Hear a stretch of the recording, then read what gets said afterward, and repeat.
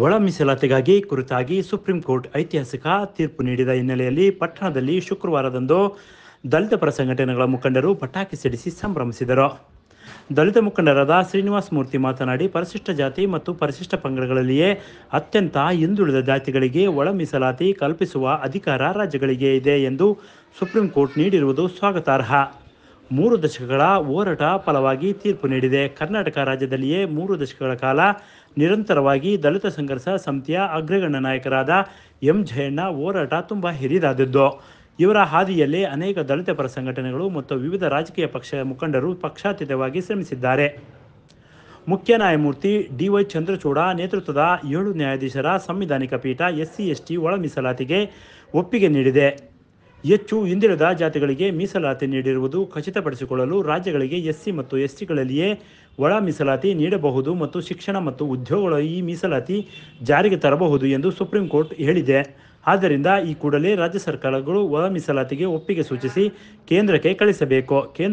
ಕೇಂದ್ರ ಸರ್ಕಾರವು ಯಾವುದೇ ಸಬೂಬು ಹೇಳದೆ ಒಳ ಮೀಸಲಾತಿ ಜಾರಿಗೆ ತರಬೇಕು ಎಂದು ಒತ್ತಾಯಿಸಿದರು. ಇದೇ ಸಂದರ್ಭದಲ್ಲಿ ಡಿಎಸ್ಎಸ್ ಸಂಚಾಲಕರಾದ ಚಿಕ್ಕೋಪನಹಳ್ಳಿ ಕರಿಬಸಪ್ಪ ಮಾತನಾಡಿ, ನಿನ್ನೆ ಸುಪ್ರೀಂ ಕೋರ್ಟ್ ನೀಡಿರುವ ತೀರ್ಪು ಇಡೀ ಭಾರತದಲ್ಲಿಯೇ ಶೋಷಿತ ಸಮುದಾಯಗಳ ಧ್ವನಿಯಾಗಿದೆ.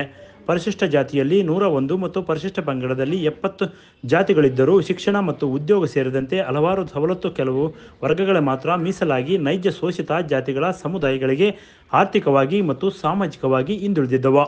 ಶೋಷಿತ ಸಮುದಾಯಗಳ ಸಬಲೀಕರಣಕ್ಕಾಗಿ ಆಂಧ್ರಪ್ರದೇಶದಲ್ಲಿ ಹುಟ್ಟಿಕೊಂಡಿರುವ ಒಳ ಮೀಸಲಾತಿ ಹೋರಾಟವು ಇಂದು ದೇಶದೆಲ್ಲೆಡೆ ಪ್ರಜ್ವಲಿಸಿದೆ.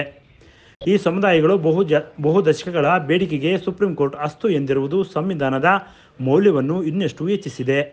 ಕೂಡಲೇ ರಾಜ್ಯ ಸರ್ಕಾರ ಕೇಂದ್ರಕ್ಕೆ ಒಳ ಮೀಸಲಾತಿ ಜನಸಂಖ್ಯೆ ಅನುಗುಣವಾಗಿ ಶಿಫಾರಸು ಮಾಡಬೇಕು ಎಂದು ಒತ್ತಾಯಿಸಿದರು. ಇಡೀ ದೇಶ ಇವತ್ತು ಪರಿಶಿಷ್ಟ ಜಾತಿ ಮತ್ತು ಪರಿಶಿಷ್ಟ ವರ್ಗದ ಜನ ಎಲ್ಲರೂ ಒಂದು ಸಂಭ್ರಮಾಚರಣೆಯಲ್ಲಿದ್ದಾರೆ. ಅದಕ್ಕೆ ಕಾರಣ ಸುಪ್ರೀಂ ಕೋರ್ಟ್ ಒಳ ಮೀಸಲಾತಿಯನ್ನ ಮಾಡ್ಕೋಬಹುದು ಅನ್ನಂತಹ ಒಂದು ಸ್ಟೇಟ್ಮೆಂಟ್ ಅನ್ನು ಕೊಟ್ಟಿದೆ, ಒಂದು ತೀರ್ಪನ್ನು ಕೊಟ್ಟಿದೆ. ತೀರ್ಪು ಅನ್ನೋದಕ್ಕಿಂತ ಸಂವಿಧಾನದಲ್ಲಿ ಇರುವಂತಹ ಅಂಶವನ್ನ ಎತ್ತಿ ಹಿಡಿದಿದೆ. ಇದಕ್ಕೆ ನಿಜಕ್ಕೂ ಕೂಡ ಏನು 3 ದಶಕಗಳಿಂದ ಕರ್ನಾಟಕ ದಲಿತ ಸಂಘರ್ಷ ಸಮಿತಿಯ ನಮ್ಮ ನಾಯಕರಾದಂತಹ ಎಂ ಜಯಣ್ಣನವರ ನೇತೃತ್ವದಲ್ಲಿ ಒಳ ಮೀಸಲಾತಿಗಾಗಿ ಹೋರಾಟವನ್ನ ಪ್ರಾರಂಭ ಮಾಡ್ತಾರೆ. ಅಲ್ಲಿಂದ ಪ್ರಾರಂಭವಾದಂತಹ ಈ ಒಂದು ಒಳ ಮೀಸಲಾತಿಯ ಹೋರಾಟ ಇಂದು ಒಂದು ತಾರ್ಕಿಕ ಅಂತ್ಯಕ್ಕೆ ಬಂದು ನಿಂತಿದೆ.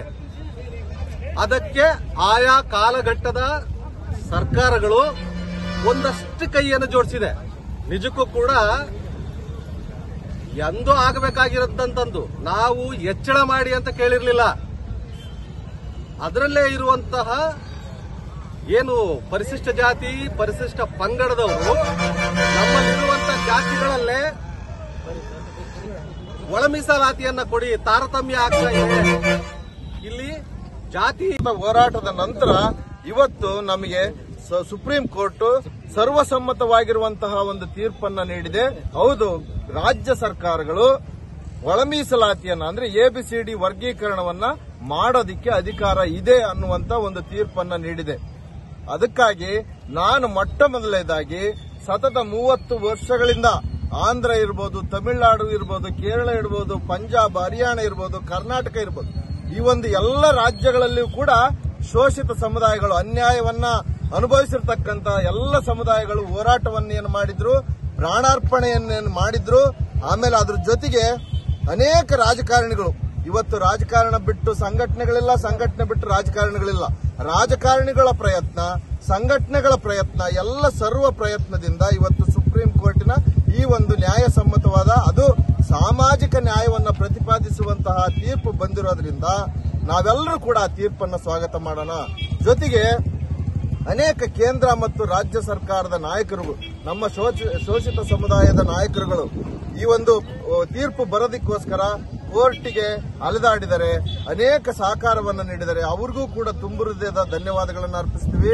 ಜೊತೆಗೆ ಈ ಒಂದು ಹೋರಾಟದಲ್ಲಿ ಅನೇಕ ಜನ ಸಾವು ನೋವನ್ನು ಅನುಭವಿಸಿದರೆ, ಕೇಸ್ಗಳನ್ನ ಹಾಕಿಸಿಕೊಂಡಿದ್ದಾರೆ, ಅವ್ರಿಗೂ ಕೂಡ ನಾವು ಹೃದಯ ತುಂಬಿದ ಧನ್ಯವಾದಗಳನ್ನು ಅರ್ಪಿಸುತ್ತೇವೆ ಅನ್ನೋದ್ರ ಮುಖಾಂತರ ಹೇಳ್ತಾ ಈ ಒಂದು ರಾಜ್ಯ ಸರ್ಕಾರಗಳು ಇನ್ನು ಮುಂದೆ ಯಾವುದೇ ವಿನಾಕಾರಣ ಸಬೂಬು ಹೇಳದೆ ತತ್ಕ್ಷಣವೇ ಈ ಒಂದು ಒಳ ಮೀಸಲಾತಿಯನ್ನ ಪರಿಶಿಷ್ಟ ಜಾತಿ ಮತ್ತು ಪರಿಶಿಷ್ಟ ಪಂಗಡಗಳಿಗೆ ವಿಂಗಡಣೆ ಮಾಡಬೇಕು, ಸಾಮಾಜಿಕ ನ್ಯಾಯವನ್ನ ಎತ್ತಿ ಹಿಡಿಬೇಕಂತ ನಾನು ಈ ಮೂಲಕ ಮನವಿಯನ್ನ ಒಂದು ಕರೆಯ ಮುಖಾಂತರ ತಾವೆಲ್ಲರೂ ಈ ಒಂದು ಸಂಭ್ರಮಾಚರಣೆಗೆ ಬಂದು ಈ ಸಂಭ್ರಮಾಚರಣೆಯನ್ನ ಯಶಸ್ವಿ ಮಾಡಿರ್ತೀರಾ.